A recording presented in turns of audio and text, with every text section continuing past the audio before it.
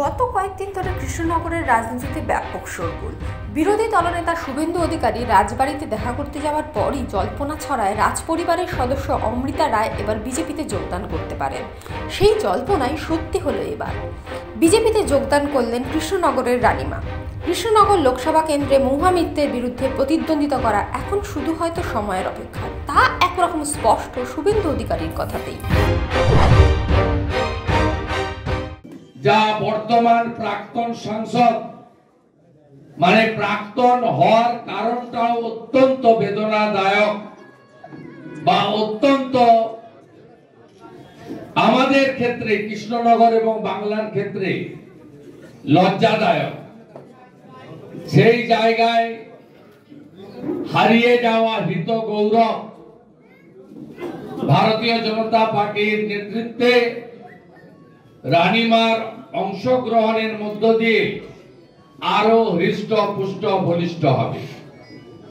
আমরা রানী মাতা দিদিকে, আমাদের মাতৃসমা দিদিকে, দেবী শক্তিকে, মাতৃশক্তিকে ধন্যবাদ জানাবো যে তিনি এখানে আসার আগে আমার সঙ্গে যখন আলাপ হচ্ছিল তিনি বলছিলেন যে সন্দেশখালীর মা বোনেদের অত্যাচারের ইতিহাস দেখার পরে কোন মাতৃশক্তি পশ্চিম বাংলার নরেন্দ্র মোদীজি বা বিজেপির সঙ্গে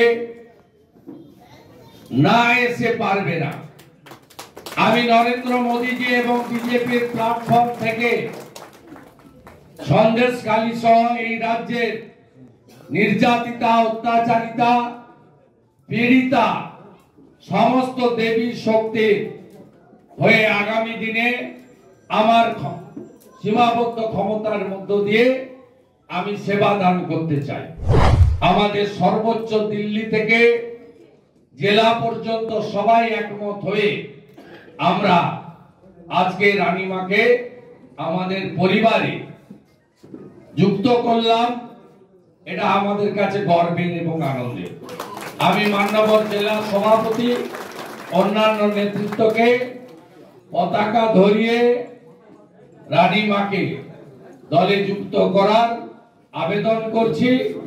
ইতিমধ্যে আমি বরণ এবং অভ্যর্থনার কাজ করেছি।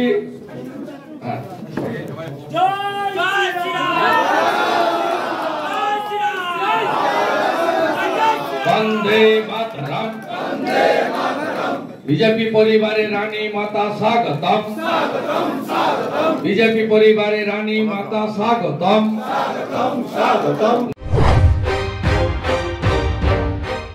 নমস্কার জানাচ্ছি রাজবাড়ির তরফ থেকে। আমার আন্তরিক শুভেচ্ছা, ভালোবাসা আমার দেশবাসীর জন্য। সবাই আশা করি ভালো আছেন। আজকে আমি এই মঞ্চে রয়েছি কেন? কারণ আমি চাই, আমার খুব ইচ্ছে ছিল কিন্তু কিরম ভাবে করবো আমি সেটা জানতাম না।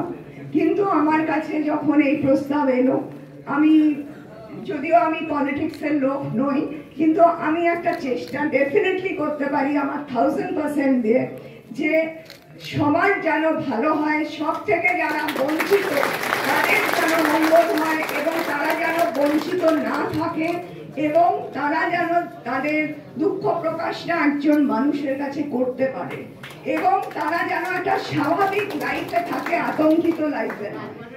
তো এই জন্যেই আমি এই প্ল্যাটফর্মটা বেছে নিয়েছি। প্রথম এই জন্যে, আর দ্বিতীয়ত আমাদের নিজেদের অস্তিত্ব যাতে না হারিয়ে যায় সেই জন্যে। তো সেখানে আমি চাইবো আমার পাশে সবাই থাকুন, আমায় সাপোর্ট করুন, আমি নিশ্চয়ই জিতে ফিরবো।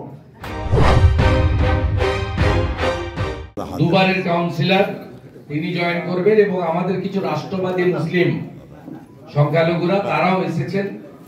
তাদেরকে রমজান মাস চলছে, ইফতার করে এখানে এসেছেন, তাদেরকেও আমরা জয়েন করাবো।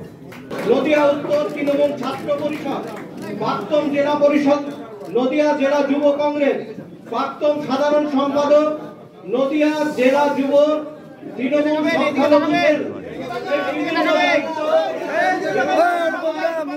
অনুপম বিশ্বাস বন্দে মাতরম।